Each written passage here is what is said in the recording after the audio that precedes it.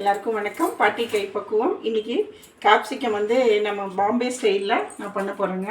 இந்த மாதிரி நீட்டாக அரிஞ்சு வச்சுக்கோங்க. சிம்பிள் தாங்க, ரொம்ப ரொம்ப சிம்பிள்.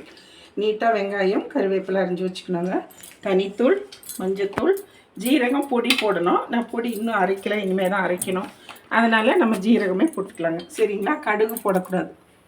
இப்போ எண்ணெய் ஊற்றி காஞ்சி வச்சுட்டேங்க. காஞ்சி வச்சு இப்போ நம்ம ஜீரகம் போட்டுக்கலாங்க. நல்லா இருக்குங்க. சப்பாத்திக்கு நான் அடிக்கடி முன்னெல்லாம் செய்வேன். இப்போ கொஞ்சம் நாளாக செய்யறதில்ல. மறுபடியும் ஸ்டார்ட் பண்ணிட்டேன். இப்போ அந்த ஜீரகம் நல்லா பொரிஞ்சோடனே நம்ம ஆனியன் போட்டுக்கலாங்க.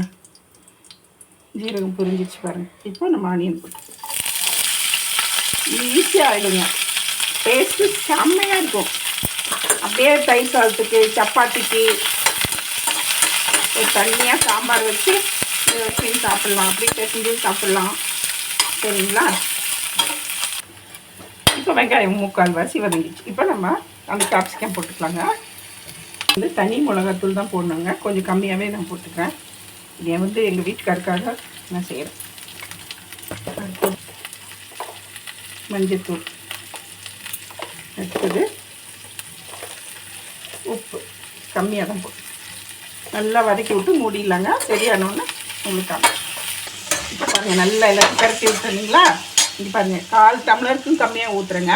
ஏன்னா இது சீக்கிரம் வெந்துடும். அவ்வளோதான். நல்லா வதங்கினோன்னா உங்களுக்கு நான் காமிக்கிட்டேன். இப்போ தான் ஆஃப் பண்ணேன். சூப்பராக ரெடி ஆகிடுச்சு பாருங்கள். இதே மாதிரி திரும்ப நீங்களும் ரெடி பண்ணி சாப்பிட்டு பாருங்கள். ரொம்ப டேஸ்ட்டாக இருக்கும். சாப்பிட்டு பார்த்துட்டு எனக்கு கமெண்ட்டில் சொல்லுங்கள். இதில் ஜீரக பொடி போட்டு இறக்கணும். அதனால் இல்லாததுனால நான் ஜீரகம் போட்டேன். சரிங்களா? கிரேவி உங்களுக்கு பிடிச்சிருந்தா லைக் பண்ணுங்கள், ஷேர் பண்ணுங்கள், கமெண்ட் பண்ணுங்கள், சப்ஸ்கிரைப் பண்ணுங்கள்.